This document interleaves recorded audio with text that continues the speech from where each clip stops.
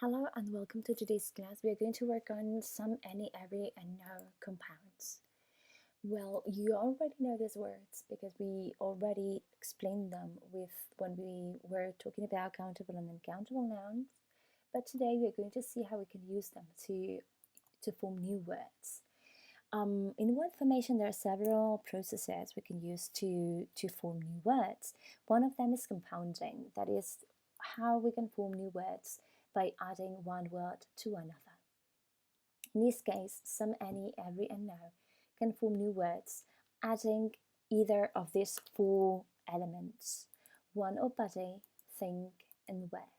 And then we come up with words like, which are very common use: someone, something, somewhere, everybody, nothing, nowhere.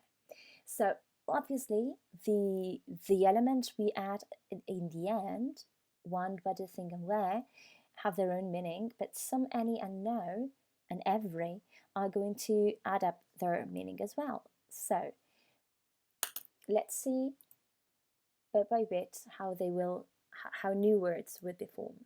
In the compounds ending in one or body, we're going to refer to people. For example, someone, we're going to come with words like someone's, nobody, everybody, anyone. What do these words mean? Someone would add the same meaning it adds in countable and uncountable noun, a certain quantity. No will deny the quantity.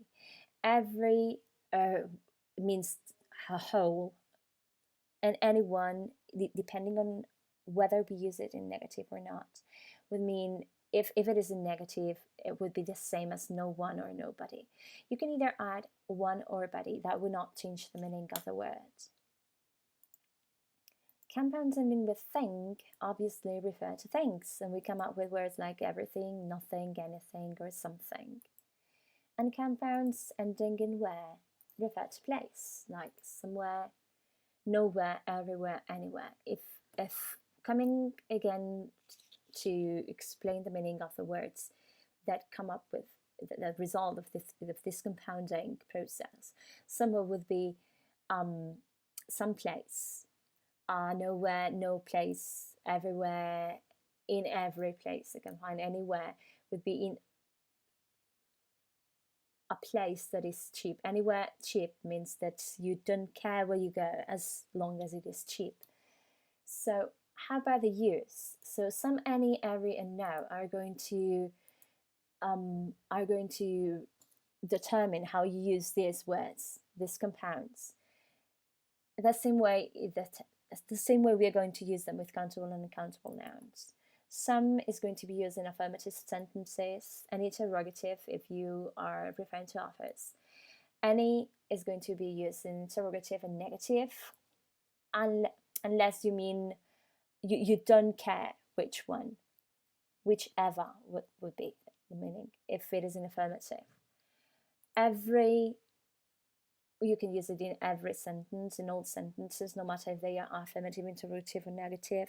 And no, only in affirmative, but when they have a negative meaning, because no already denies. These compounds are always followed by the verb in third singular. This is especially important when we refer to present simple, which, as you know, you need to add an s to the verb if the subject is a third person singular. So even if it is everybody, you're going to use the s. Everybody thinks you're right. But if you need to change one of these compounds by a pronoun, you're going to use they, them, their. So everybody thinks you're right, they told the boss. Now let's do a little bit of practice. Here you have some sentences. Please fill the gaps with a compound with some, any, every, and no that you see fit, and we will check them in class.